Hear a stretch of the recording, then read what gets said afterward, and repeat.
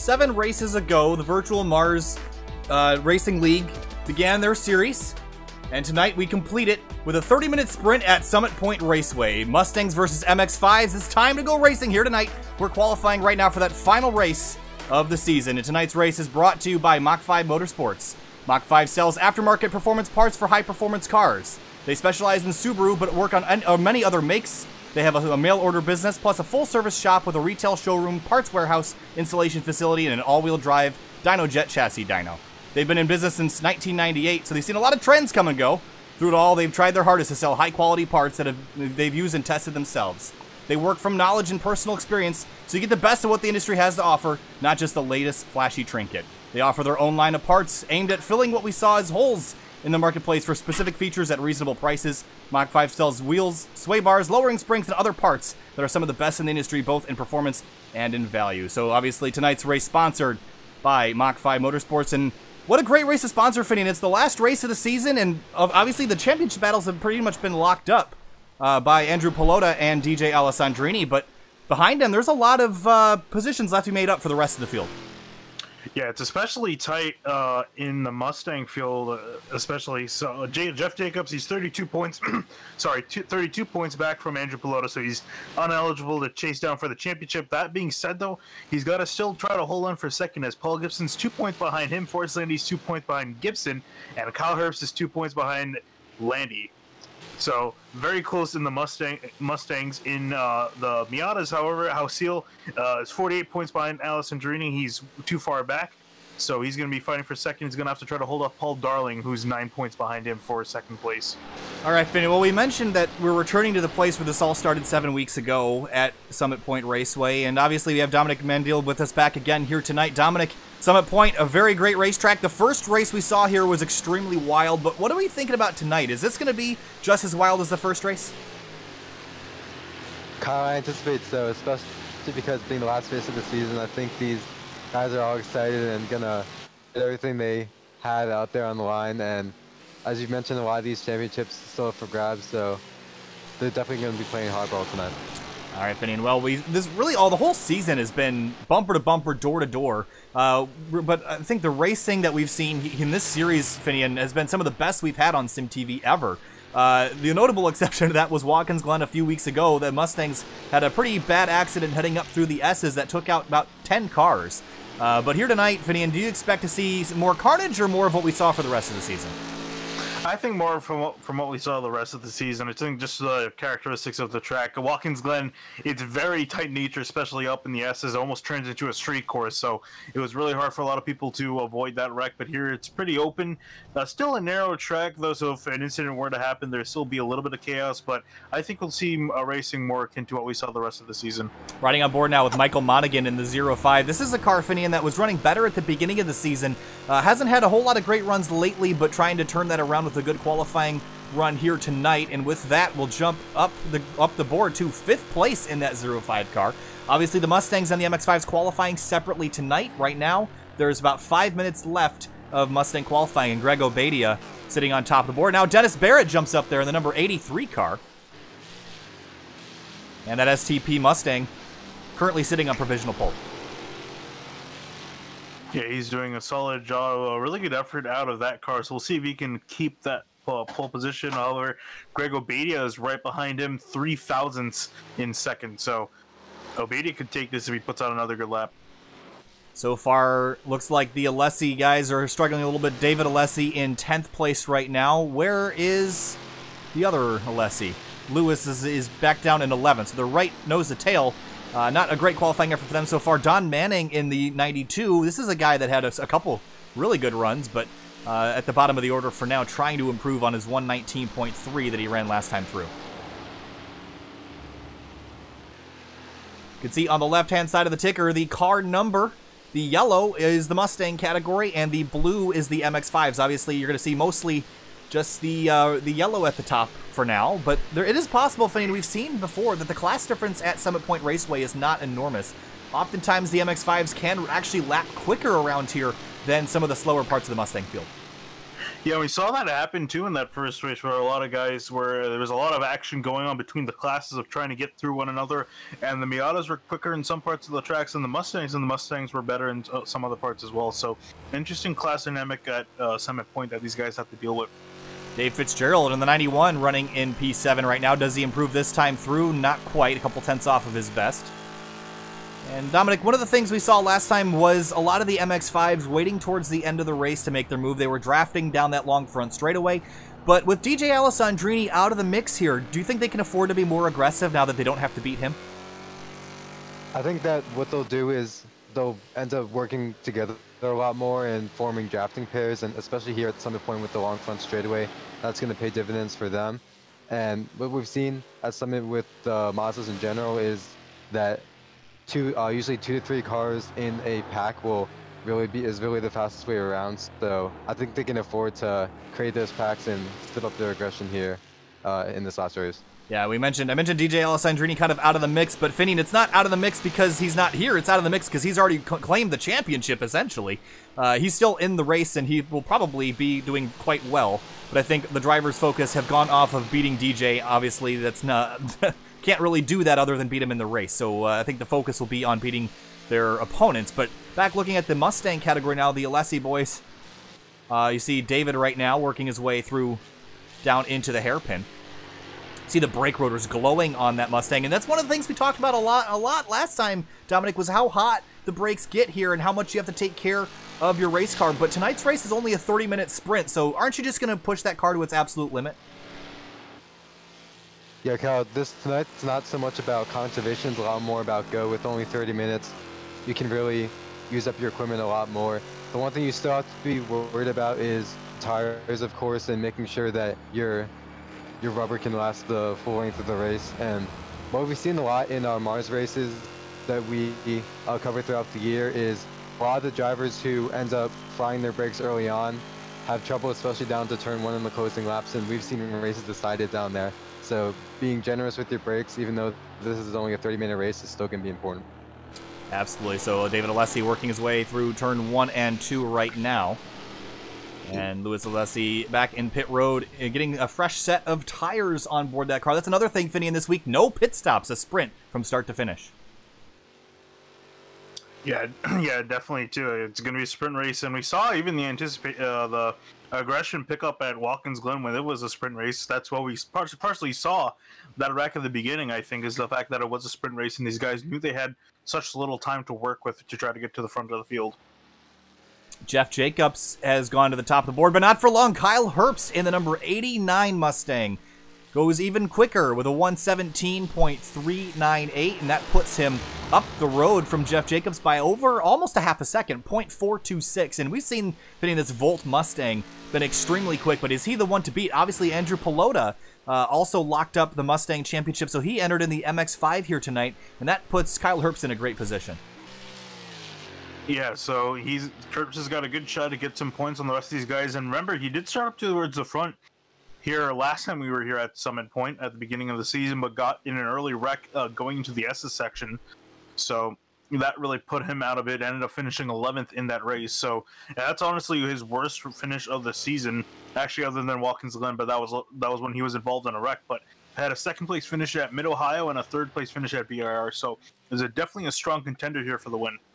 Well, the Mustang qualifying is going to conclude here in a moment as we tick over 15 minutes, and that'll turn the racetrack over to the MX-5 category, which has quite a few entries here tonight, Finian.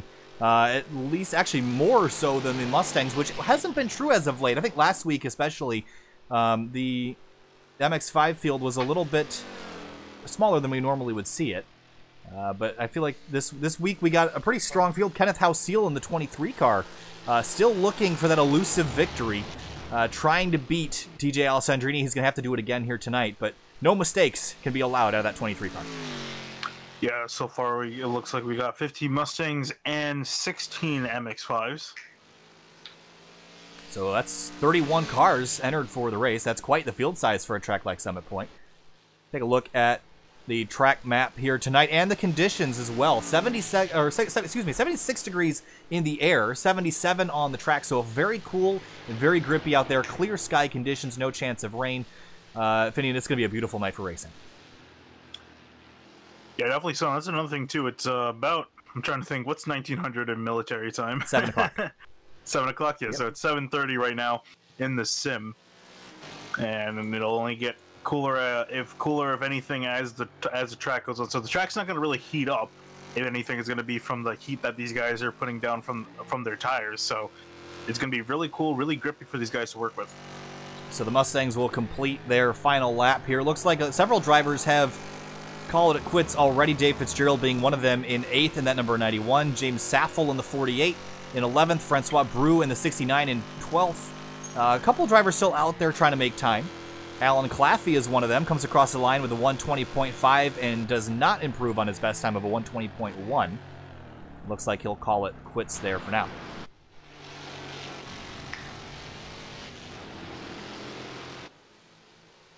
Yeah, drivers should be coming through for their final few laps in the Mustang field before the Mazdas get to go out and set their times down. So for a lot of these guys, including Dennis Barrett, who was on pole at one point but needs to improve, this is his final shot to put down a lap. Greg Obadia was at the top of the board for the first part of the qualifying session, but has slipped to 4th in the late going. Paul Gibson, another driver that has been up there fighting for the lead of the race for the majority of the season, including at Virginia International Raceway a few weeks ago, is P5. Brian Saab in the 21 car is 6th place. Cameron Bidwell in 7th in the number 56 car. So looks like we're going to have the rest of the field concluding their laps here, and in just a moment we'll turn it over to the MX-5s. Calvin Wong, Elias Roman, John Sainz, Kenneth Halseal, Andrew Pelota, Michael Shea, and Zach Rubin all ready to get rolling here, and already you see them pulling out of the pit lane. And a big, wow, look at all these cars coming out of the pits, Fidian. Quite a bunch of them. Yeah, it's a swarm. It's a swarm of them as they come up. You see the last few Mustangs also pull off the field. Sang Yi in the number 14 car also pulling out. Devin Taylor in the 20. If I recall correctly, Finian, Devin Taylor had a pretty rough outage here last time at Summit Point, but I could be remembering wrong. Richard DeMarco in the 461. Got Mellow Yellow on board that car tonight. Yeah, and indeed, he did have a rough outing, finishing 29th in that race. Yeah, I remember that, seeing that black and green car have a couple incidents. All right, well, Dominic, obviously, sprint race tonight, qualifying has got to be a little bit more important. So if you're going to be qualifying your car, are you going to want to be behind someone to get that tow? Because obviously, you're qualifying in such a short race like this is going to be so much more important than it is in an endurance event. Yeah, Colin, I've actually spoken to drivers who have had a preference of running by themselves and running in the pack. Of course, running in groups, you can get drafts, and especially down the straight, that's important. Some people just try to find some empty space and put down that one really solid lap because that's all you need to get your grid position. But I think here tonight, I think a draft will definitely help you with your starting position, and for these cars as they're winding down, I think if they can find someone to work with at this point, that will really help them. But because it seems like a lot of people at the moment are running by themselves. Yeah, so as we work our way through 1 and 2 for the first lap out, Andrew Pelota. Actually, these cars are all laying down times on their out lap because Summit Point has the unique, what's the word I'm looking for? I have no idea. the unique feature of having the start-finish line past the exit of pit road, so that first lap did actually count towards their times. But Pelota right now on top of the board. Behind him, Zach Rubin charging hard. That's Kenneth Halseal in the 23. They're nose to tail. And I think I'm just going off of what I'm looking at right now, Finian. Pelota, Rubin, and Halseal, actually see some contact there between them. They're going to be up front the majority of the race, but who I'm really looking for is DJ Alessandrini, who's on the front straightaway right now, all by himself. An interesting strategy by DJ. Yeah, this is what Dominic was just talking about too. Some drivers might be preferring to be out by themselves, which I find quite interesting because I would actually like to be behind a guy in front of me just to get that draft down the straightaways. But you know, again, it's to each their own, and I'm guessing Alessandrini prefers to be by himself. Well, is there also the threat of potentially running into the back of somebody or being slowed down by somebody else? I mean, obviously you see the front three of Pelota, Rubin, and Halseal. They're all, you see now Pelota pulling over. they're all nose to tail because they know exactly what each other are capable of. They know they're all going to be fast, but if you're behind someone that's slower, it's going to wreck your lap. Yeah, and actually we saw how Sealy got into Ruben, I believe it was. So he actually had to pull off the track and get back out there with a new car to set down a time. So yeah, definitely that could happen. So I think this is probably why Allison Jr. decided to stay out. Elias Roman in the 99 car out here as well. Bright red car, and Elias was a lonely boy a couple weeks ago at Daytona International Speedway. Was one of, I believe, only 4 MX-5s that started that race, and I believe he finished it. So he really stuck it out and ran a good race there. But back tonight and sitting on top in provisional pole at the moment.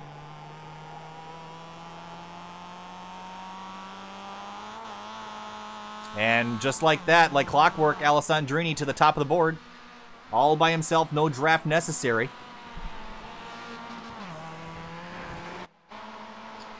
Devin Taylor, P3 right now. Yeah, and a solid time by Alessandrini too. So out of the that leading group that we saw with Pelota, Rubin, and where is Hoseal? And Hoseal's all the way back in 28th. It looks like on the time. So yeah, so a lot of these guys need to get out a better time. They still got a decent amount of time to do so. Got about 8 minutes. Yep, 8 minutes. 7:56 remaining in this qualifying session. And Dominic, I'm curious, this is something I've noticed not only in VirtualMARRS, but also in official iRacing racing, is I've noticed a lot of people will wait till the end of the qualifying session to go out and make a lap. And is that strategic? Is that just to gauge your competition, or are you just waiting for everyone to clear the track? So, Carl, I think in that situation, like you said, some people like to wait until the end to get some clear track. Also, some drivers like to wait till the track's a little bit more rubbered in, a little bit more warmed up before they go out for their session, because once you wait a little bit, there's a little bit more heat in the track, and then you can very easily put down a fast lap because you don't have to warm up your tires as much, so you can more right away put down a quick lap. And with limited time left in the session, that's important.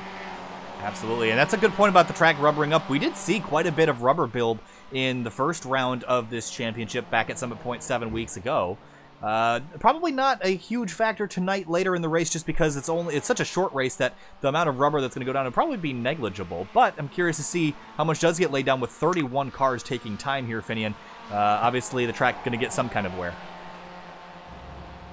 Yeah, definitely. So I definitely think we'll at least see it get a little bit darker. Probably not to the extent that we saw in that 72-minute race, but definitely we'll see it get rubbered in and see guys taking that line. Elias Roman sitting in second place right now, less than 1/10 of a second behind DJ Alessandrini, which is impressive. Obviously, Alessandrini's been so good this year, has won every single MX-5 race. He's got quite the winning record going. So Roman trying to break that streak tonight, as well as Ken Hoseal and Zach Rubin right behind him. Devin Taylor, we mentioned his struggles earlier in the season. 5th place right now is quite good out of a 16-car field. So Taylor's got that car in the right direction.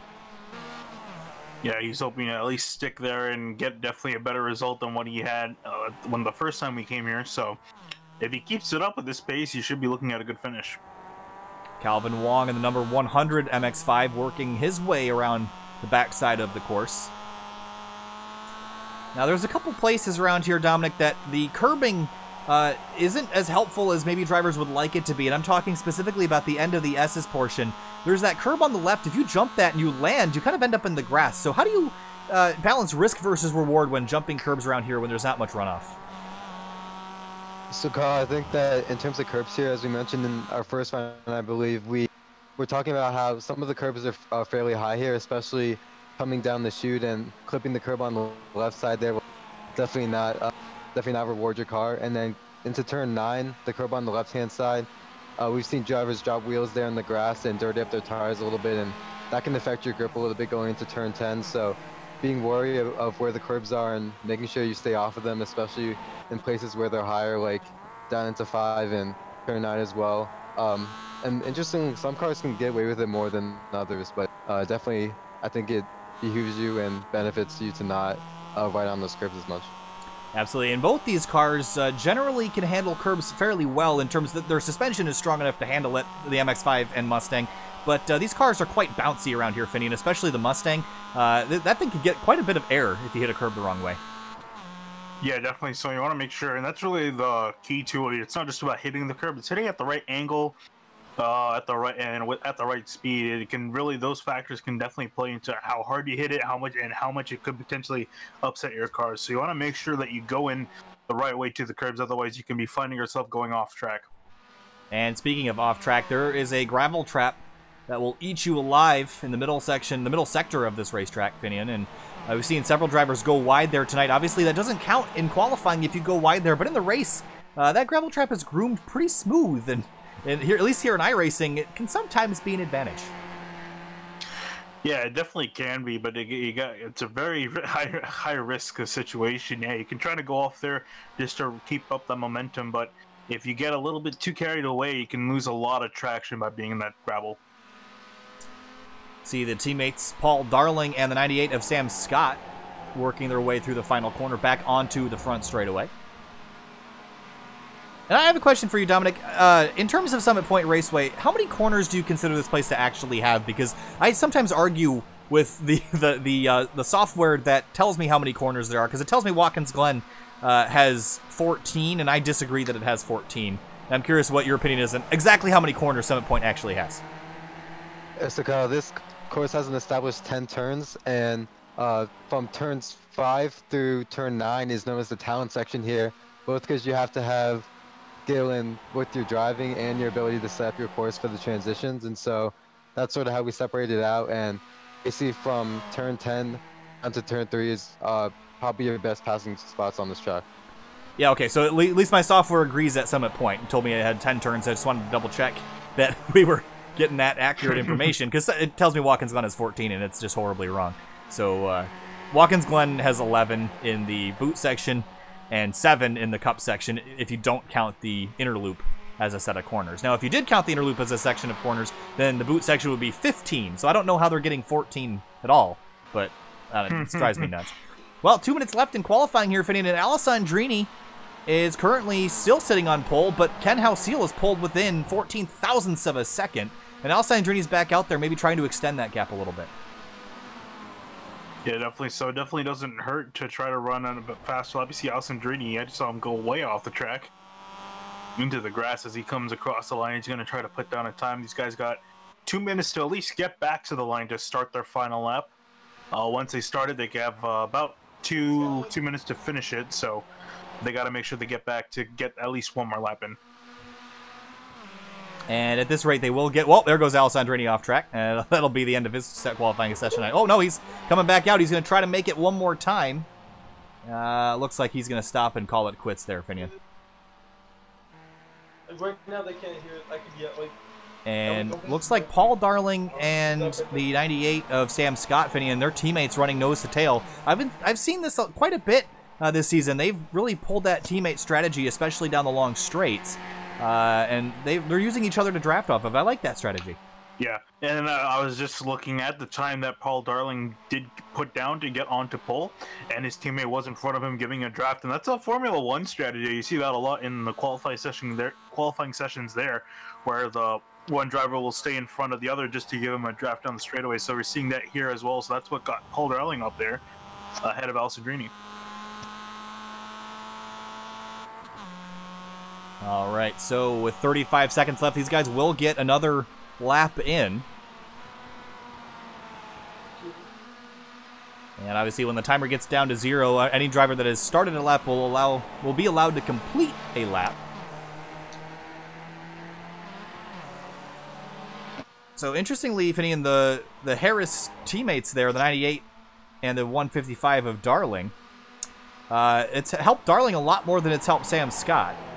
Darling sitting on pole now, actually got a spot away from Alessandrini by about 28 thousandths of a second. I think that partially might have been the plan. I think they figured that they would try to get Darling up there. I don't think they probably both... I would imagine that they probably had a handshake agreement to get Paul up into first place, and that Scott would be the one helping him up there. So we'll watch them work their way around the racetrack here a little bit. And they'll come back around and complete their laps, but Alessandrini is not going to win pole here tonight, Finian. He gave up on that outlap, and looks like Paul Darling's going to wrestle this one away if nobody beats him.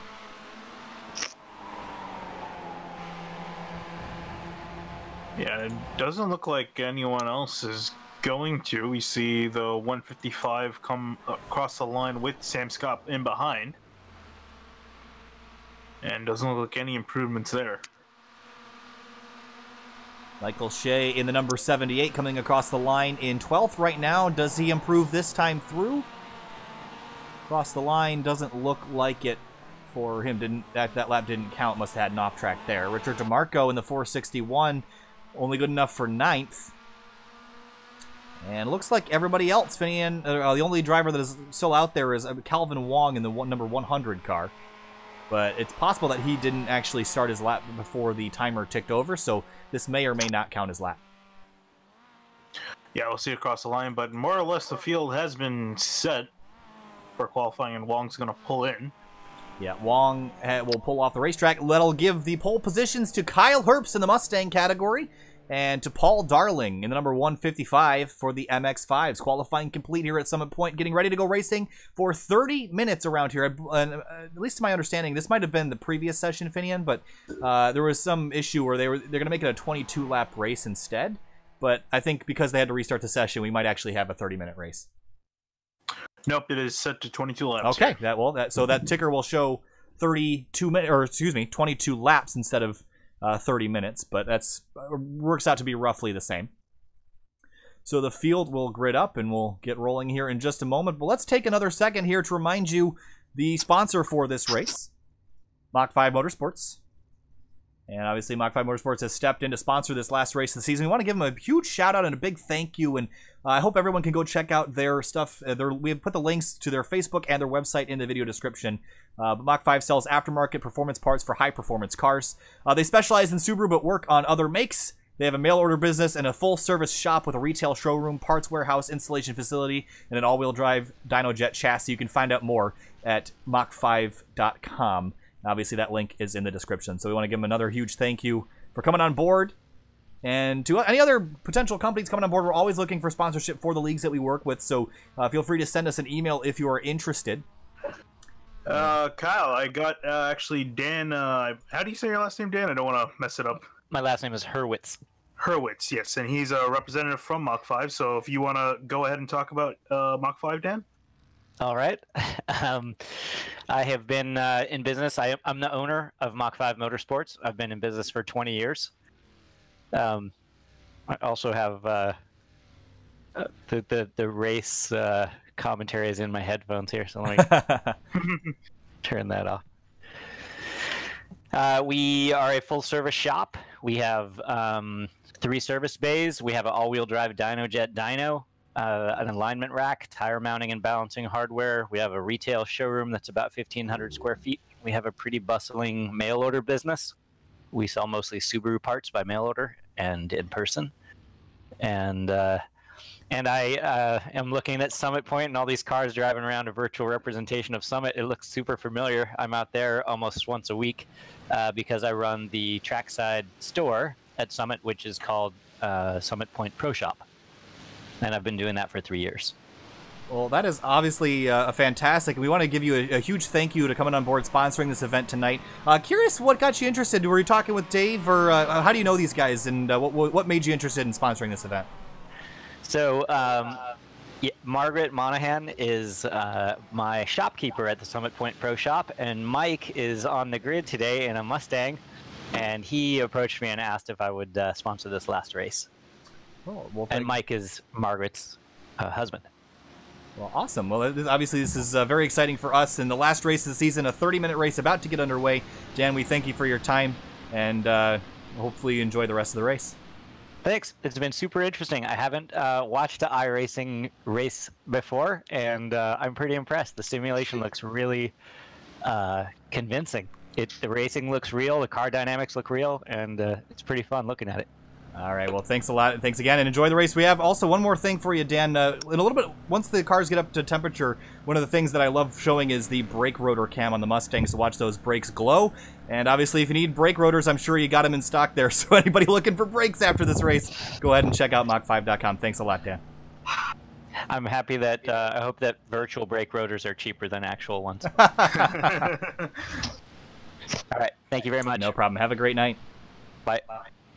All right, so that was Dan from Mach 5, and again, a big thank you to Mach 5 for coming on board. All right, Finian, time to go racing. 22 laps, 30 minutes, and the driver on pole for the Mustang category was the 89 of Kyle Herbst in that Volt Mustang. So Kyle's been real good this year, but you know, I'm curious to see if he can hang on here. He's going to have some hard chargers behind him. Obviously, that 38 car of Jeff Jacobs is another one he's going to have to beat. And we're about to get ready to go racing. Indeed, we are 31 drivers here on the grid, 15 Mustangs and 16 Miatas, ready to take the final race of the season. And green flag flies. We're green for the final race of the VirtualMARRS 2018 winter season. And Kyle Herbst pulls away already. And behind him, that's the 38 of Jeff Jacobs as they scramble down towards turn 1. They see Obadia looking to the outside of Jacobs, wasn't able to make the pass, so he's going to have to settle in for third. Very busy down in turns 1 and 2 right now, but they're all relatively sorted out as they work their way up to turns 3 and 4. And in just a moment, the MX-5s will be getting their green flag. Yeah, and indeed they have, and they already started, and they're already swapping for positions. Here comes the MX-5 field. Obviously, DJ Alessandrini not in the lead. Paul Darling in that yellow and black 155 is your leader. He's got to keep that number 191 behind him. That's a tall task. Alessandrini's won every single MX-5 race this year, and here he comes to the inside. House Seal on the outside of Alessandrini, battling for that lead through turns 1 and 2. Yeah, and Elias Roman got really close to the back bumper of Houseo, almost gave him a bump, but he's going to settle in behind and have to try to hold up Zach Rubin in behind. Orderly so far, not any contact from what I have seen. There's a little bit of argy-bargy back here in the midfield. There's the 98 of Sam Scott alongside Sang Yi in the 14. So they work their way down. Oh, the 98's a little bit wide, gets the tire off in the braking zone. That's a very scary spot to get wide, but he'll regain control as the rest of the field works their way through the tight and twisties. Yeah, it looks like we have not lost anyone on lap 1 compared to what happened last time we were here, so everyone got off to a pretty good start. I'd say a great start. No contact so far. And House Seal is dogging the rear bumper of that 155, the MX-5's nose to tail, as they work their way through turns 9 and 10 to complete their first lap. The Mustangs have spread out just a little bit, so we'll keep an eye on the MX-5s for now. Yeah, so we've typically seen this out of the Miatas all season long, them drafting with each other. Oh, we're 3 wide. 3 wide. Working up the middle. He's going to do it. Here comes Alessandrini. Every race there, contact between the leaders. House Seal shoves his way down to the inside, takes the lead away from Alessandrini and Darling. They were 3 wide, door banging down the front straight. Already, it's aggressive out here. Elias Roman looking to get by Paul Darling on the inside, gets the door slammed on him as they work their way up to turns 3 and 4. Yeah, I think these are going to be our top 5 here for a while. You can see them all nose to tail already, not giving each other an inch as he saw as they headed into turn 1. So really aggressive at the start, and this is, you can see that everyone wants to try to get this last win of the season. Here's Zach Rubin in the number 7 car, and should have won a couple more races than he did. And I remember Watkins Glen a few weeks ago almost stole one away after how Seal and Alessandrini got together, but right now the top 5, you can throw a blanket over them as we work our way with 20 laps to go. The ticker already counting down. We got carnage at the front of the Mustang field for Obadia off track in turn number 1. Oh, and Herbst has engine damage. Blown engine for the 89. Big implications for what was our race leader. That car is destroyed, Finian. It's possible that he blew this up on downshifting. Yeah, I think so. He blew it up entering 1. And I think you're right. Let's go take a look at this. It's such a hard thing to swallow here. Let's get another look at it. There's Herbst in the green number 89 car. They get down to turn number 1 and just downshifts before the engine was ready for it, and poof, there goes the engine. And then we saw Greg Obadia get wide. It gets drilled from behind. I think it was the 31 that got into him. Let's take another quick look. Oh, he was already... He was almost like he was going to get out of the line, but came back on the racetrack at the last second, got punted out of the way, so a little bit of drama at the beginning for the Mustangs. Looks like the MX-5 is still pretty orderly, though. The Mustangs feel, wow, going down the front straight, though, is wild. Look at the drafting we're seeing. Yeah, it is insane what's going on, especially with the lead shifted up. Everyone's trying to vie for position. There you see Dave Fitzgerald going to the inside trying to go to the inside of Cameron Bidwell, but is going to have to back off of that. Kyle Herbst pulling that Mustang off the racetrack. It's possible the engine was still running, so it might be repairable here. And he's taken a fast repair, so he is all good to go. Lucky that is a thing here. But Fitzgerald up to 5th. I believe he started back in the 8th spot, so 3 spots forward for the 91 car. You see Obadia trying to get some spots back. I see some more smoke from up the road, but I can't find who it's coming from.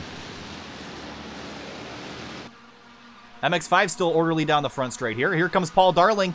He got back in. Alessandrini is your leader now. Paul Darling looks to the inside. Alessandrini is out wide trying to defend. Through 1 and 2, nose to tail.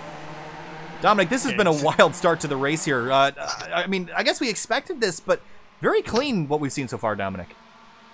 Absolutely, and when everyone minds their manners at the start, it's certainly appreciated by everyone and allows for these packs that you see to stay tight and for the racing to remain close to the end.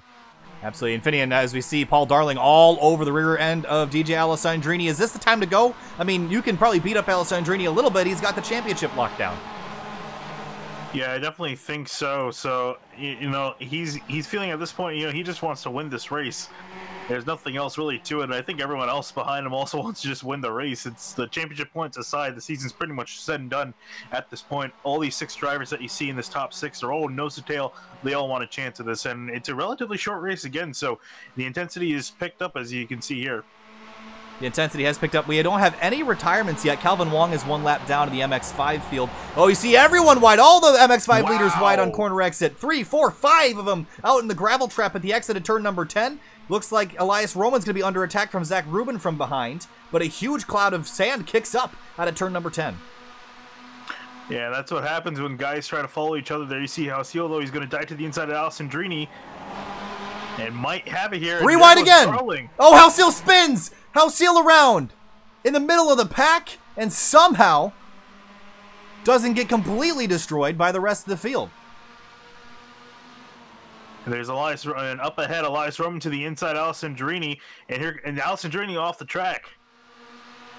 He gets back on, though, but here comes Zach Rubin also trying to get some position. But meanwhile, through all of this, Paul Darling's driving away. Oh, Alessandrini and Roman almost got together. Zach Rubin down to the inside, dive bomb, contact between the two, and looks like Roman's going to go wide. Alessandrini gets pushed out of the way. Rubin makes up a couple spots, but obviously that was a very late braking maneuver by Rubin. I think he just misjudged it, chucked the car down to the inside to get out of the way, and couldn't do it in time.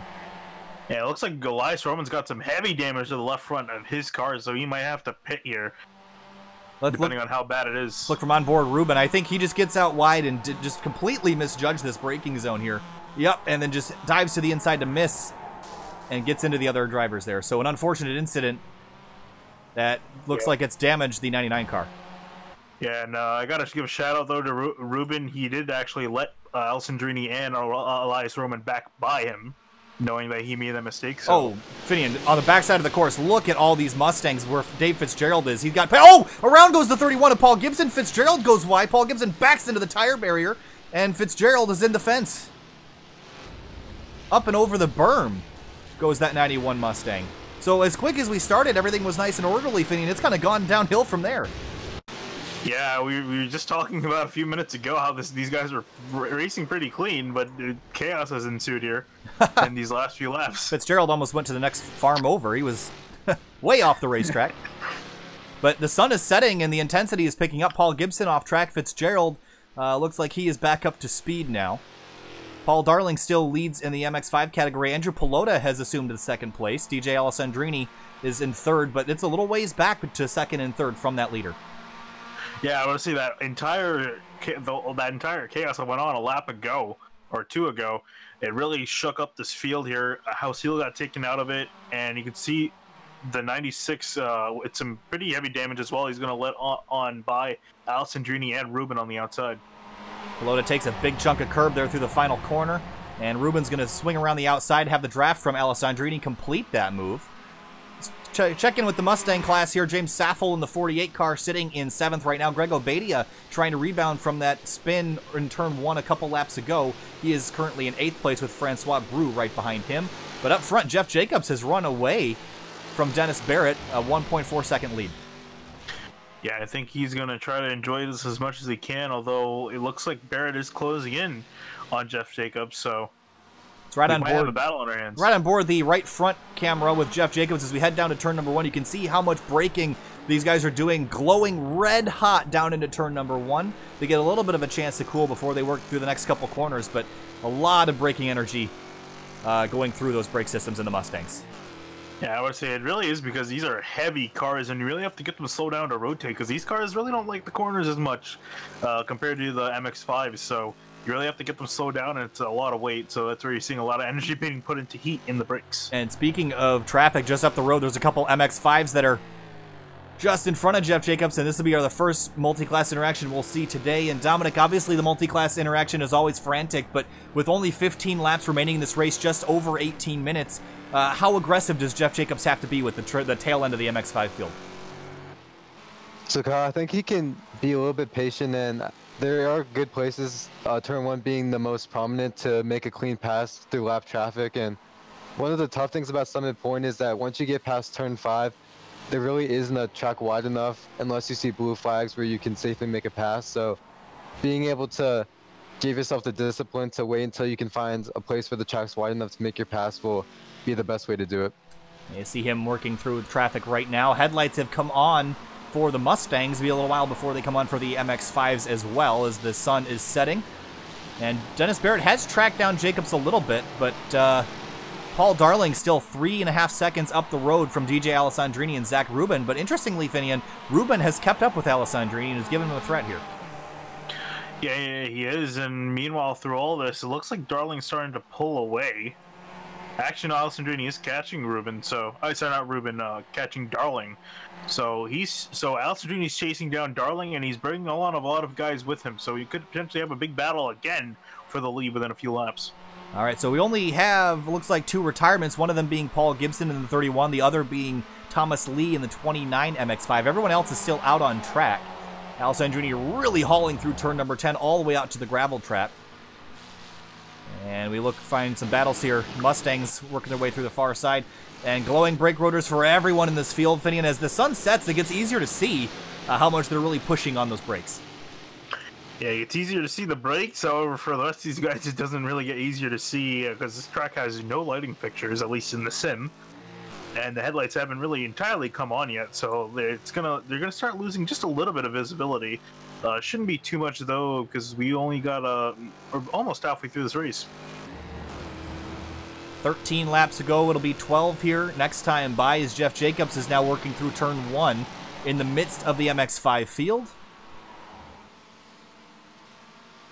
And it's a little bit of chaos out there. The whole field's pretty spread out now, and well, that might look better on paper. I mean, that's going to be very tiring for Jeff Jacobs to have to work through all these cars. And the other difference is that Dominic has talked about this the first round back 7 weeks ago, is that the MX-5s and Mustangs have very similar braking capability.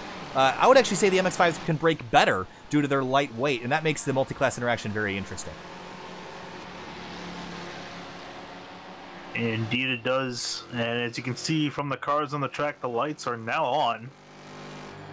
And I would say potentially the tempers from these guys have flown up, but it's already has already seen a lot of moves by a lot of drivers, some sticking and some not.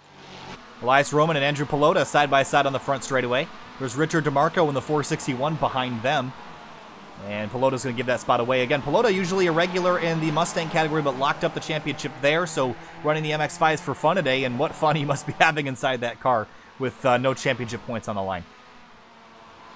Indeed, he's kind of sandwiched between DeMarco and Roman at the moment.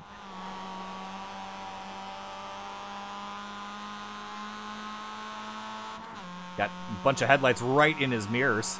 And Dominic, I'm not really sure. I mean, I'm not familiar with Summit Point running races at night, but obviously this is a pretty unique event here that we are going into the darkness. So how does driving, I mean, you got headlights in your mirrors. I mean, does that affect how you take the racing line? Does that throw your perception off at all? Yeah, so Kyle, I don't think that the headlights are going to make too big of a difference. And Summit Point actually used to run an event called the 12 Hours at the Point. That was a race that, of course, lasted 12 hours. And so some drivers got used to the transition from daytime to night. And from what I gathered there, a lot of drivers found just the transition from having it bright to having to deal with lights to be a little bit tricky. But in terms of at this point with the amount of lighting, I don't think it's really making too much of a difference. It could be an intimidation factor though, and that's something that always helps. And we just saw a couple Mustangs go around. Alan Claffey in the 39 and Kyle Herbst spun around again. Both spin and continue for both of those guys. But thank you, Dominic, for that insight. Yeah, and he's right. I mean, there still is enough ambient light to see Finian, and the headlights aren't doing a ton at the moment. But obviously, as he said, he could use them as an Oh, Greg Obadia off track here. Hold on, let me think about that for a second. And let's go find what happened to Obadia. It was a little while ago. Oh, he was already damaged big time, crabbing. Yeah, it happened in turn 1 right before. Ah, yeah, here we go. So he was driving to the inside of, is that the 34 of Alessi? Yes, David Alessi.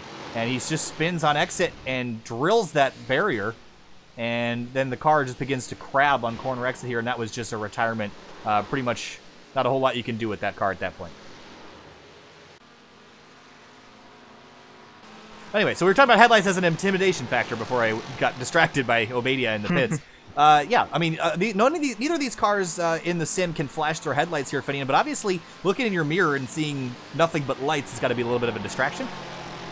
Yeah, especially when those lights are closing in on you, which is currently what's happening to Paul Darling as Alessandrini's been slowly reeling him in as this run's gone on. So, and he's also followed by another pair of lights at the 7 is Zach Rubin, who's also chasing him down. So we got 3 cars potentially battling here in the Mazdas within a few laps as Alessandrini continues to chase down Darling.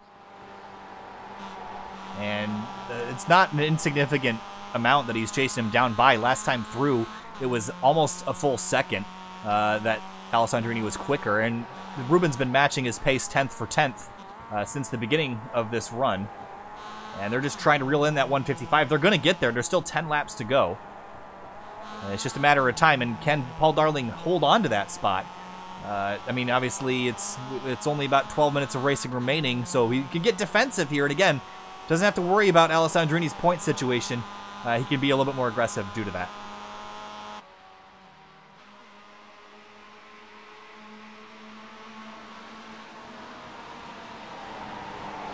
Andrew Pelota has fallen back to 5th in the MX-5 class. Richard DeMarco is closing in behind Pelota,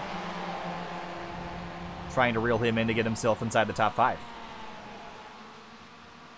Yeah, and Pelota has been kind of struggling since that whole shebang happened between a lot of these guys. He got a good piece of damage there, you can see on his right front as he looks to the outside of Elias Roman as they head into turn 1. A little bit of contact there. Oh, Pelota's going to get spun. Yep. Ooh. Pelota gets turned a little bit off the nose of Richard DeMarco. Let's head back up to the front here, Finian, side by side. Alessandrini for the lead, alongside Paul Darling. Contact out of turn number 5 there, and they're going to be door to door as they head down into the hairpin.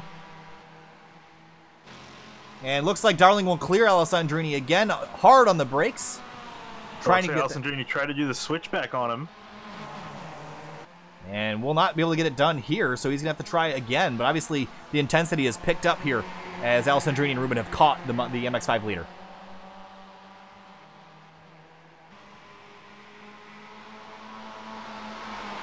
Right on the rear bumper. He's going to have a look into turn 10. Here comes Alessandrini to the inside. Alessandrini's won every single race this season. He's got 9 laps to make this one his 8th and final, 7th and final.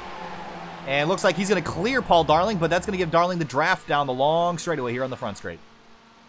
And Rubin's going to make the potentially 3 wide, go through the middle. He's going to have enough speed. He might be able to clear them before they get to turn 1. Here they come. Zach Rubin up the middle, 3 wide for the lead. Zach Rubin takes the lead. Paul Darling on the outside trying to hang on to 2nd. Alessandrini back to 3rd. Darling's going to go a little bit wide, get into the grass. He's going to lose a little bit of time, so he's going to have to try to fall in behind Alessandrini and get that draft back up to get him back in this battle. So Rubin now has the spot away from Alessandrini. These two have been matching their times lately. Rubin takes a big chunk of curb through there.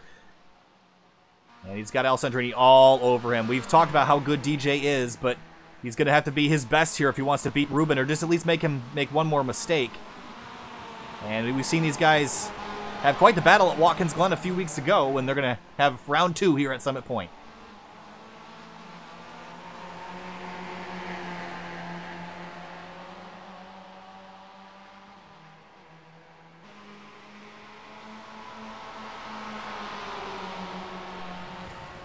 looks like Paul Darling's wide again through turn 9. I think Darling is driving really, really hard, trying to keep up with these guys. I just don't think he's got the pace, but I think we'll see a pass for position here. Alessandrini carried a ton of speed out of turn 10 onto the front straightaway. They go nose to tail for the lead in the MX-5 class with 9 minutes remaining.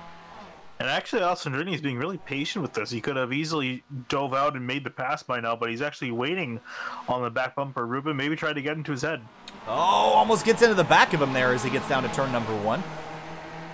And while these guys are racing for the lead, let's take a look at the Mustang class. Michael Monaghan in the number 05 and David Alessi in the 34. Racing for 5th right now. Yeah, indeed, a battle going on between these two drivers. You see Alessi pull out, trying to look to the inside of Monaghan. Doesn't get it done there in turn 1. Also in the Mustang class, if we take a look up to our lead, Jeff Jacobs has Dennis Barrett all over his rear bumper now. He's closed that gap down from a couple seconds to under 0.4 as we close in the rest of this race. Yeah, he was almost a full second faster last time through. About 0.8 of a second faster was Barrett. So he caught Jacobs with a head full of steam. And I really think he didn't make this pass sooner because they were both working through a lot of lap traffic or slower traffic. So he wasn't really able to catch up. But now that they're in clean air, that Barrett's able to catch up to Jacobs, so we might see a pass here. Through turn 10, Jeff Jacobs has led the most laps here tonight, but he needs to lead 7 more, now 6 more, if he wants to hold on and win this race. In front of them, you see the MX-5s battling. It's Ruben Alessandrini and Darling, 1, 2, and 3. Pass for the MX-5 lead. Alessandrini takes it away. Dennis Barrett will stay in behind Jeff Jacobs now. So both of our lead battles, Kyle Herbst spun out again. I believe he's off track again for the 3rd time tonight. Let's take a quick look at what happened to the 89. And it looks like it was a self spin. Just catches the edge of the curb and right off the racetrack. So Kyle Herbst, that will be a DNF for him tonight. But Dennis Barrett is right on Jeff Jacobs now, and they're closing in. Right up the road here is your MX-5 lead, so both lead battles closing in on each other, and no one's going to move over. I mean, the blue flags will be flying. They're not going to move over. They got their own lead battle, and obviously the Mustangs are coming here. So, Dominic, if you're in Dennis Barrett's position, you're quicker than Jeff Jacobs. Do you force the issue here? You got some traffic to work through, and you can't afford the chance to let Jeff Jacobs get away. Yeah, Kyle, you definitely have to be smart because you don't want to throw away your own race or jeopardize someone else's to get through somebody. So find a place, again, where you can make a safe pass, the front straight being the best place, and make sure that you can navigate through cleanly. Absolutely. So now with 5 laps to go for the leaders, here they come up to the rear bumpers. That's the 155 of Paul Darling, who was dropped off from Ruben and Alessandrini.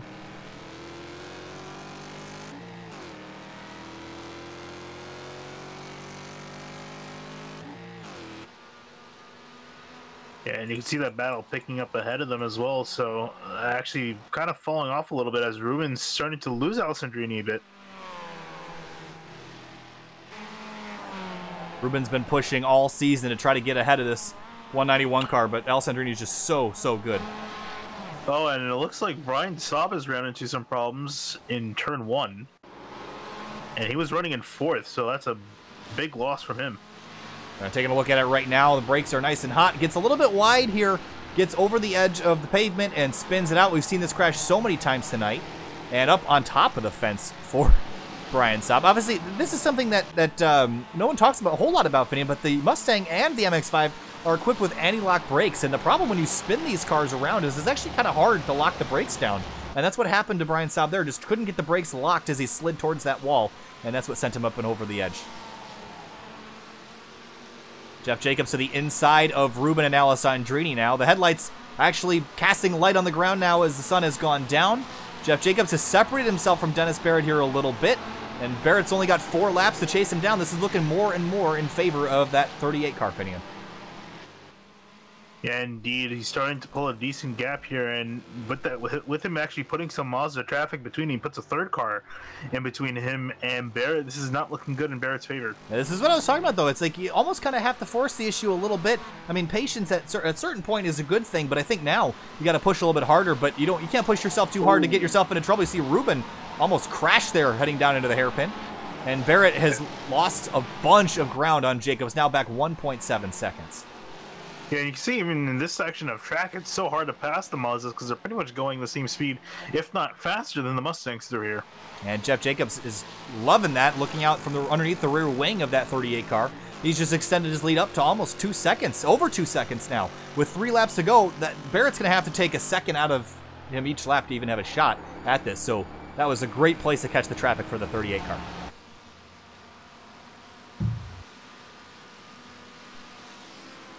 See Barrett now trying to get around Zach Rubin.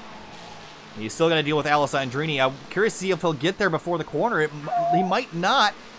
Here he comes. He's going to have to truck it down the inside. That's a hard pass to make because the MX-5 does not have inferior braking to those big Mustangs, and he wasn't able to get it done. You see the brakes glowing as the night goes on here, Finian.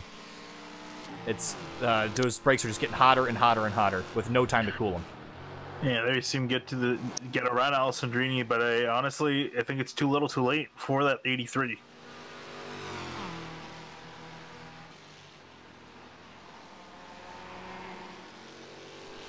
All right, there's Louis Alessi in the 43 Hunt Brothers Pizza car. Not a fantastic race for Louis, back in 10th place. Yeah, it was actually running a little bit better, but also had a problem in turn 1 where he got up on the mound. So he lost a little bit of time there, and his night, has, like you were saying, has not been going good as well as he would have hoped. Oh, Alessandrini out wide. He was behind Dennis Barrett in the 83 car, and that actually slowed him down a little bit, and that has brought Zach Rubin right back into the mix. It'll be 2 laps to go this time by for leader Jeff Jacobs. The MX-5 lead still in contest as we head to that 2 lap to go mark. Yeah, this is going to be close here. Ruben, again, 2 laps. He has 2 laps to make a move on Alessandrini. Oh, here comes a Mustang. That's third. Oh, it's not third place, Bidwell. Trying to figure out who that was. The 21 car of Brian Saab, who's back out on track. And here goes Ruben. He's taking that spot away with the Mustang. So that has thrown Alessandrini off just enough to let Ruben on through. And with 2 to go, Alessandrini doesn't have a ton of time to get this back. Yeah, we saw Ruben time the last second pass to perfection last week in the exhibition race at Daytona. Won just a few hundred meters at the line over Hauseal. So has done a great job of making a pass, and we've seen him do it here. Took an opportunity from the Mustang traffic, and he's going to try to keep Alessandrini behind for another lap and a half. Riding on board with DJ Alessandrini. It's intense now. We'll be coming back to the white flag this time through. Alessandrini following Ruben at a close pace here, but that's Brian Saab just up the road, and that Mustang is struggling for power and grip in front of these MX-5s, these nimble Mazdas. And the class interaction, very interesting. We got Alessandrini's going to have the upper hand as we turn back onto the front straightaway. Jeff Jacobs up the road, should collect that white flag. 1 more lap in the VirtualMARRS season. 1 more lap for Alessandrini to get around Ruben. 1 more lap for Jeff Jacobs to hold on in the Mustang class. Here comes Alessandrini to the inside. No defense from Zach Rubin as we head down to turn 1. Yeah, I think Ruben's going to try to plan the crossover move here. It's going to let Alessandrini go through. Zach Rubin's going to try to get the better exit. Oh, he got a pretty good exit, but I don't know if it was any better than Alessandrini, so he's now behind that 191. Where's Jeff Jacobs? He's up the road all by himself, so we'll keep an eye on the MX-5s as we head up through the next sector here. Alessandrini takes a big chunk of curb. It's a little bit slow for him through that section. Ruben's right behind him. Maybe a pass into the hairpin. It's a risky place to do it, though. Yeah, but Ruben is running out of places to make the pass happen, and he's got to do something. You see both of them taking the inside line, Alessandrini being defensive. I don't know if Ruben's going to be close enough to make a move here. There's some traffic up ahead, but it's a Mustang. It's probably not going to fall into their hands. It's the 14 of Sang-Yi just beyond them, but they're not going to catch him. Through the final couple corners, Jeff Jacobs in the Mustang, that number 38 car, started back in the 3rd spot. Hung on and will win here at Summit Point, but behind him, Alessandrini and Ruben, nose to tail, but it's not going to be enough for Zach Rubin. DJ Alessandrini will sweep every single MX-5 race in the 2018 Winter VirtualMARRS Series. And Alessandrini in victory lane once again. Yeah, he has done. What can you not say about Alessandrini this season? Absolute domination, winning every single of the 5 events run for points in the Mazda class. Has won all of them. So fantastic job from that 191. And it didn't come easy. Remember Watkins Glen? He spun out twice there, still ended up winning that race. I mean, this guy is extremely talented. Also, let's talk about Jeff Jacobs, though, in that 38 Mustang. It's been a rough season. He almost had a win at VIR there that was stolen away at the last second. Had the pace to win there, but finally tonight was able to get one. And it was the final race of the season, so congratulations to Jeff Jacobs. Dennis Barrett obviously got to be disappointed, fell off the pace there as they worked through traffic in that STP 83. Michael Monaghan came home in 4th. Cameron Bidwell in 3rd in the 56 Mustang. James Sappel rounds out your top 5 in the Mustang class. So your top 5 in the MX-5s was Alessandrini, Rubin, Darling, Roman, and Pelota. And that will pretty much, I think everyone that needs to come through has come through. Oh, and actually, I just got word in chat from Zach Rubin that he forgot that they were lapped. So I think he might have mistimed how much time he had left in the race. That's a shame. I mean, he probably could have had it. I mean, if you just... Well, I was surprised that he didn't defend coming to the white flag, but obviously a little mistake like that is going to cost you a lot. So, oh, Richard DeMarco got a ton of damage on that 461, just limping that car around. But pretty sure he took the checkers already, so... And Ken House-Seal, Finian, what a disaster for this race. Just got spun earlier in the race, ended up finishing 11th and on the lead lap for the MX-5 category. So obviously was still making pace, but another one that got away. Ken House-Seal, so talented, just was not able to collect a checkered flag this season. Although that's not a unique problem to him. Everybody but DJ Alessandrini missed out on checkered flags this season. Yeah, I mean, it was so close last week at Daytona. Granted, it was an exhibition race, but we just missed it by a few hundredths of a second. I think actually even thousandths to coming to the line as Rubin beat him. So Ausiel really didn't have the luck he needed this season and is going to probably hope for a better one next time. Well, let's jump to break. We'll be back in a minute to interview not only your race winners, but your series champions. Stay with us. We'll be right back.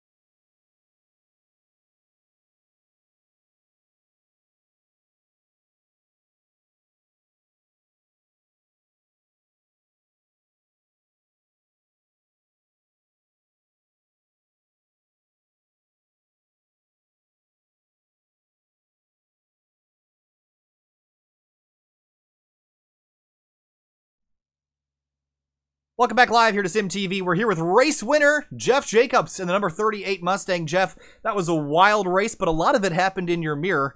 Obviously, you started third and ran away with it towards the end. Dennis Barrett was closing down, but through some traffic, you managed to slip away. Walk us through the closing laps of that race. Yeah, that traffic can give to you and it can take away, and that's fortunately I was on the good side of that this evening. When we caught those Mazda leaders, those cars are almost as fast as the Mustangs around here tonight, and I was able to get around them a little bit quicker, and it gave me enough gap to hold off Dennis. Yeah, obviously, we saw the day-to-night transition. I think that's one of the first times that we've seen it at Summit Point. How did that change the grip levels out there, or was it not really affecting it a whole lot? It does make a difference, and particularly between practice and then actual running. The track temperature continues to cool. The grip for the Mustangs, anyway, continues to improve. So if your setup maybe was a little too tight, you would develop a push throughout the race. But if you went a little more aggressive, it would kind of come to you towards the end.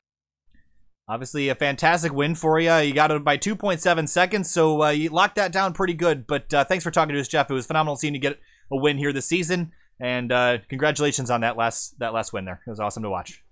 Hey, thanks so much. A lot of fun, and we appreciate your guys' broadcast this season. All right, thanks a lot, Jeff. Have a great night. All right, next we're going to be talking to Dennis Barrett, driver of the number 83 car. And Dennis Barrett, you got a copy there? Got a copy there, Dennis? I'm here. All right, well, second place for you. You looked like you were coming hard. You were beating Jeff Jacobs on pace, and then the last couple laps it slipped away as you got through some MX-5 traffic. But walk us through those closing moments there. Yeah, Jeff, he was able to get to the traffic better than me, and I caught up to the traffic, and I'm trying to be more aggressive with it. And then I went through. I'm like, oh, I recognize DJ. I'm with the leaders now. I'm like, I don't want to ruin their race, and I ruined mine as well in second. So that's what happened there. And then once he got clean air, he had a 3-second gap. I couldn't catch back up with 2 laps to go. It seemed like the start of the race was pretty calm, but after about 4 to 5 laps, it really started to pick up. What changed? I mean, why did everyone get super aggressive? Was it just the way that the field was spreading out and the people were catching different classes? Yeah, I think Kyle had a great start. Like, he perfectly timed that last turn onto the straight, and it gapped everyone perfect. And then the 3 of us were able to use our pace to like kind of bunch up in the draft, and then Greg and the other car, I don't know if they're feeling pressure or something like that, or getting pushed or around, but they made a mistake in turn 1 and collected each other, and I was fortunate enough to let me to get to second. So after Kyle let go of his engine, and then the traffic made it really interesting. All right, Dennis. Well, a solid second place finish for you tonight. I know you wanted one spot better, but a great result for you after 30 minutes of Summit Point. Thanks for talking to us. Heck yeah, thank you. All right, have a great night. All right, next driver on our list is going to be Zach Rubin, driver of the number 7 MX-5. Yeah. Hey, Zach, sorry to steal you from your conversation. How you doing? Yep. Good, how are you? We're doing well. It was fun to watch, but again, slipped away from you in the final moments. We heard that there was maybe a little bit of a miscommunication or misjudgment on what lap you guys were on. Obviously, you didn't defend with Alessandrini coming to your inside to the white flag. So you about another half a second, and he would have won this one finally. But you got to look at this season as maybe a success, as you were one of the only guys that could keep up with Alessandrini, even though he beat you one more time. Yeah, it definitely got better throughout the season. I know early on I had my own personal struggles, couldn't qualify to have enough time to practice, but since college is over, I've had more time to practice, put more time into my setups, and I've been able to run back up there with them again. But no, that last lap, I don't even know what I was thinking. I knew the leaders passed us early on, but then there were so many laps Mustangs starting to repass us because they pitted and came back out. And so the entire time we had blue flags on our screen, and someone called a white flag, and in my head I'm like, oh, okay, we have an extra lap because the leaders haven't passed us yet. Completely forgetting that Dennis and Jeff passed us. So going into that turn 1, I'm like, I'll let DJ get this turn, and then next lap, I'll get him back in turn 1 and race him to the line. And once I saw checker, I'm like, uh-oh, that's not good. Well, either way, another podium for you this season. It's been a pleasure watching you compete with DJ and Ken Houseel. Obviously, Ken had to struggle tonight, but thanks for talking to us, Zach, and we look forward to seeing you again in the future. Yeah, thank you for casting. No problem. All right, and with that, we will conclude our interviews with the runner-ups, but let's talk to some champions now. Let's talk to, how about, why don't you grab Alessandrini there, Finian? Hey, DJ Alessandrini, you got a copy? Hey, guys. Well, that was spectacular to say the least, and it seems like every race it's getting harder and harder for you to just drive away with it. Obviously, there was a lot of dogfighting there with Paul Darling and Zach Rubin, but ultimately, again, the result was the same, and you successfully swept the entire season of MX5 races. That's insane. But tell us not only about this race, but this whole season as a whole, what it's meant for you to be this dominant. Well, first off, man, these guys are a bunch of savages out here today. I thought I knew they were kind of plotting against me, and they were like working together in qualifying, and so I had some work to do. Andrew Plata jumped down from the Mustangs to he's part of the Ohio team, so he jumped down to help out with the Miatas and also give it a go. He had a rough race, but yeah, the race was crazy. It was fun chasing down Darling. It looks like by the time I got to him, he had some front end damage, so that explains the gaps that I was taking out of him each lap. I thought I was going to take the whole race to get back 4 seconds. And yeah, as far as the season goes, I just tried to do my best, keep the nose clean, and just try to put myself in a position where if there is contact, I'm not spinning into a wall or something where it's just kind of, oh, okay, and then just keep moving. Obviously, the domination's been spectacular to watch, but if you could go back and redo any part of the season, do you know which race you would redo, or are you pretty satisfied? I mean, you won all of them, but so obviously you got to be satisfied with them, but curious if there's anything you would have done different. First race, I messed up my pit stop. All right, well, that's not a whole lot of mistakes that you made this season. That's impressive in its own right. But DJ, obviously the championship wrapped it up. I mean, what does that mean to you to win the Winter VirtualMARRS series? I mean, obviously, again, the season was so fantastic for you. You know, we're all doing this just for fun, and the Miata is just such a fun car to drive, but more importantly, fun to race. And the guys that I'm running with, these guys are clean, but they fight hard. It's just a good time out there. I was laughing pretty much half the race. It was good. It was good fun. All right, DJ. Well, thanks for talking to us. Congratulations on not only the victory but the championship, and we'll hope to work with you again in the future. Thanks, guys. All right, so that was DJ Alessandrini. Next, we're going to talk to Andrew Pelota there in the number. I forget your car number here. It's been so long. What's your 96, right? 96. 96, right. Okay, well, today you entered in the MX5 category because you had wrapped up the Mustang Championship already, but let's first talk about the race in the MX5s. Obviously not the usual for you. A little bit aggressive out there, but it was fun to watch. Tell us about your night. It didn't go well. I don't drive the car a lot, but I was practicing with it the other day, and I felt pretty good about it, but just not a lot of time in qualifying, so I only had one okay lap, and then I got caught up in Ken when he spun, and it just totally wrecked the car for the rest of the race. So I just had to just try to keep it together till the end. So that was really all I was worried about after about 4 or 5 laps. All right, well, now let's talk about the championship, because obviously it was a fantastic season for you. You dodged a bullet at Watkins Glen. There was some other really good races for you, but majority of the season, you just had no issues. We're driving up front, battling with Kyle Herbst and Dennis Barrett and Jeff Jacobs and some other drivers up there. But what does it mean to you to take a championship home in the VirtualMARRS series over the winter here?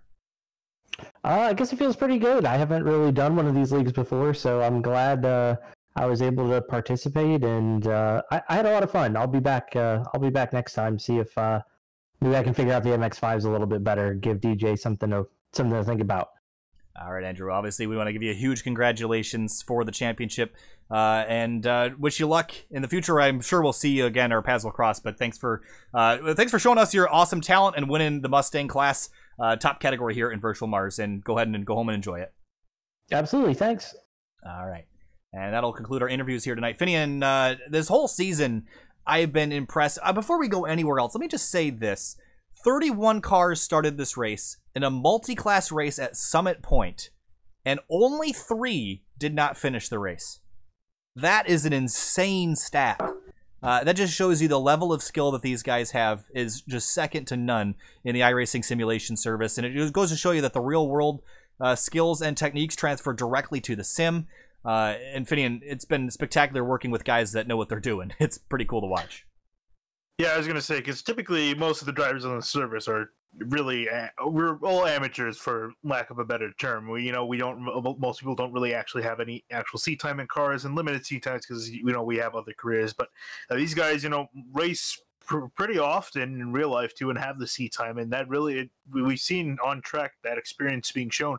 And it's not like these guys have been really more patient with each other; they've been aggressive making passes, but you can see the experience in how they make those passes, giving each other room and where to pass and techniques on that, and it really just show. And again, it helps with keep the attrition rate pretty low. Again, 31 started and 28 of them finished, so fantastic stat and just fantastic racing overall from these guys. And Dominic, let's talk for a second about just this season as a whole. Obviously, we saw some fantastic racing in not only the Mustangs and MX-5s, but also in the GT3 machinery. This is obviously a different setting than the real-world racing at Summit Point, but what's it been like for you to watch this simulation service replicate what you see on the track on the weekends? Yeah, Kyle, it's definitely really exciting, and the one thing I really liked about this winter was the fact that we got to visit some of the most exciting tracks in North America, and I think the skill set that these drivers had really showed from track to track. And compared to the real-life Mars series that I had the privilege of being able to win this, it's a lot of the same in terms of the protocols and how things are run, but a lot of it is what makes it different is the fact that usually from where I am, I only have one perspective, and here I can see them, do the entire length of the track, and so you can really see how things unfold. You can start to make predictions in your head as to what's going to happen. So, and that makes it interesting to sort of talk about what's going to happen, and you can, see things begin to develop. And I think that's really exciting, especially when you're dealing with these cool machines. Absolutely. And another thing is that since we began this season, iRacing has added the dynamic skies. The dynamic track system was tied in with that as well. So we saw the sun set tonight. Obviously, that's a new feature within the last couple weeks, but it's been phenomenal. We want to give Mach V Motorsports another huge thank you for coming on board and sponsoring this event. It's been a pleasure to have them join us here tonight. Again, please check out their link in the description and consider making your next motorsports purchase from them. One more quick plug for them. Mach V selling aftermarket performance parts for high-performance cars, specializing in Subaru, but they work on other cars. They have a mail-order business and a full-service shop with a retail showroom, parts warehouse, installation facility, and an all-wheel drive Dynojet chassis dyno. Please go ahead and check out those links in the description and give Dan some business and show him that the sponsorship, even in sim racing, still works and is a viable business case. It helps us out, helps them out, helps everybody out, makes everybody happy. Thanks for watching. And we'll see you back in the future with this group. I don't see us going very far. It's been a pleasure working with Dave and everybody from the WDCR Racing League here and VirtualMARRS. It's been a pleasure working with them, and we'll be back in the future. So keep an eye on our YouTube channel as well as our website, simtvbroadcasting.com, to keep an eye on the schedule to see when they'll pop back up. Thanks for watching, and we'll see you again. Have a good night.